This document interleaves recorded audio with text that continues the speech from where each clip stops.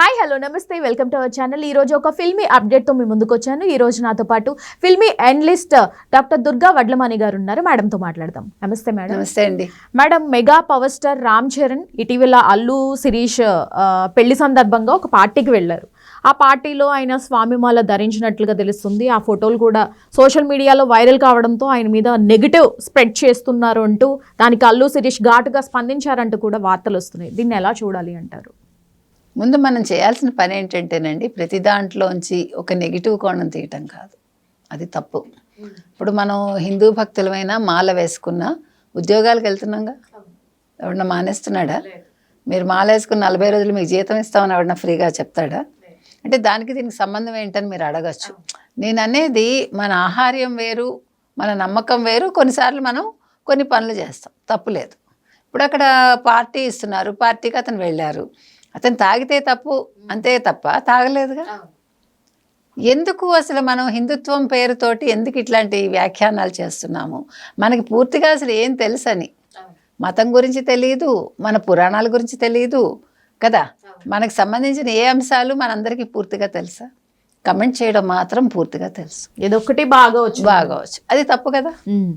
నేను అనేది రామ్ చరణ్ మాలలో వెళ్ళారు, అయ్యప్ప స్వామి మాల వేసుకున్నారు. ఇప్పుడు షూటింగ్లో కూడా పాల్గొంటారు కదా, షూటింగ్లో అన్ని క్యారెక్టర్స్ చేస్తారుగా. అక్కడ ఒకవేళ షూటింగ్లో గ్లాస్ పట్టుకోవాల్సి వస్తే పట్టుకుంటారుగా. పట్టుకున్నంత మాత్రాన అది మనకి చేరదు. దీనికి ఉదాహరణ ఏంటంటే, ఒక గురువు ఒక శిష్యుడు ఒక పిల్ల కాలువ దాటాలి. అక్కడ ఒక చిన్న చెక్క బల్ల ఉంటుంది. ఆ చెక్క బల్ల మించి దాటడానికి ఒక అమ్మాయి భయపడుతూ ఉంటుంది, మంచి యంగ్ గర్ల్ అనుకోండి. అప్పుడు ఈ స్వామీజీ ఏం చేస్తారు, ఆ పాపను ఎత్తుకుని అట్లా తీసుకెళ్ళి అక్కడ దింపేసి ఆయన పాటికి ఆయన వస్తూ ఉంటారు.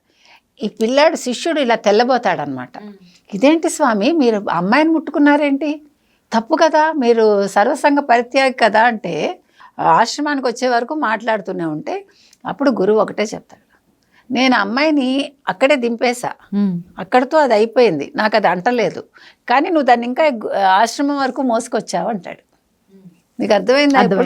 అంటే అక్కడ డ్యూటీ చేశాడు ఆయన.